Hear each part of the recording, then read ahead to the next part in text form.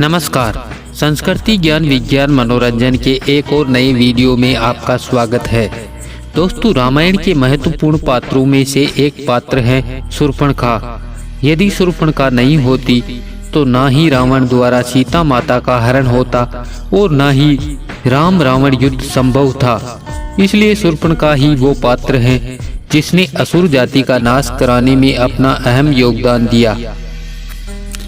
लेकिन क्या आपको पता है कि रावण की मृत्यु के बाद शूर्पणखा का क्या हुआ? आइए आज के वीडियो में आपको इसके बारे में बताते हैं। दोस्तों, शूर्पणखा का वास्तविक नाम मीनाक्षी था। उसको बड़े नाखून रखने का शौक था, इसलिए राक्षस जाति में उसको शूर्पणखा के नाम से संबोधित किया जाने लगा और यह उपनाम ही उसका मुख्य नाम और पहचान बन गई। हम सभी उसे इसी नाम से जानते हैं। ये तो हम सभी जानते हैं कि वह ऋषि विश्रवा और केकसी की पुत्री थी और रावण कुंभकर्ण और विभीषण की बहन थी। लेकिन वो वास्तव में एक अप्सरा थी। एक श्राप के कारण उसको राक्षस योनि में जन्म लेना पड़ा। ये पूर्व जन्म में इंद्रलोक की नयनतारा नामक अप्सरा थी। उर्वशी, मेनका और रंभा जैसी प्रमुख अप्सराओं में इसकी गिनती होती थी। एक समय पृथ्वी पर वज्रा नामक ऋषि घोर तपस्या कर रहे थे। इंद्र को भय था कि कहीं ये ऋषि तपस्या करके वरदान में मेरा सिंहासन न छीन ले। इसलिए देवराज इंद्र ने नयनतारा को वज्रा ऋषि की तपस्या भंग करने के लिए भेजा। ऋषि की तपस्या भंग होने पर उसने नयनतारा को राक्षसी होने का श्राप दे दिया। ऋषि से क्षमा याचना करने पर नयनतारा से ऋषि ने कहा, तू राक्षसी रूप में ही प्रभु के दर्शन करेगी और राक्षस जाति का नाश कराने में भी महत्वपूर्ण भूमिका निभाएगी। उसके बाद नयनतारा राक्षस जाति में उत्पन्न हुई और रावण, कुंभकर्ण, मेघनाद जैसे महादानवों का संहार करवा दिया।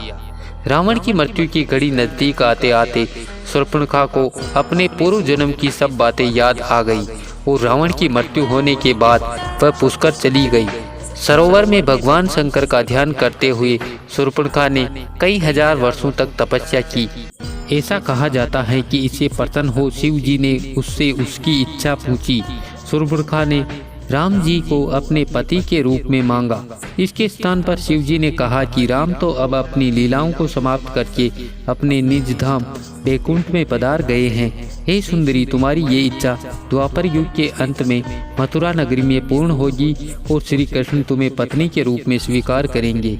द्वापर युग में श्री कृष्ण भगवान ने कुब्जा नाम की एक कुब्बड़ रोग से पीड़ित महिला को अपने स्पर्श मात्र से ठीक किया। वह कुब्जा और कोई नहीं, शूर्पणखा ही थी। श्री कृष्ण ने उस कुब्जा को सुंदर स्त्री बना दिया और साथ ही पत्नी रूप में स्वीकार भी किया। इस प्रकार शूर्पणखा ने कृष्ण को पति रूप में पाया और अंत में उसको मोक्ष की प्राप्ति हुई। दोस्तों, उम्मीद है ये जानकारी आपको जरूर पसंद आई होगी। इस वीडियो से आपको जरूर कुछ नया जानने को मिला होगा। वीडियो पसंद आया हो तो कमेंट में जय श्री राम जरूर लिखें। साथ ही वीडियो को ज़्यादा से ज़्यादा लाइक करें और शेयर करें। ऐसे ही इंटरेस्टिंग और नॉलेजेबल धर्म, कर्म, विज्ञान और संस्कृति से जुड़े वीडियो लगातार देखते रहने के लिए चैनल को जरूर सब्सक्राइब करें और नोटिफिकेशन बेल को ऑन जरूर करें। जय श्री राम। धन्यवाद।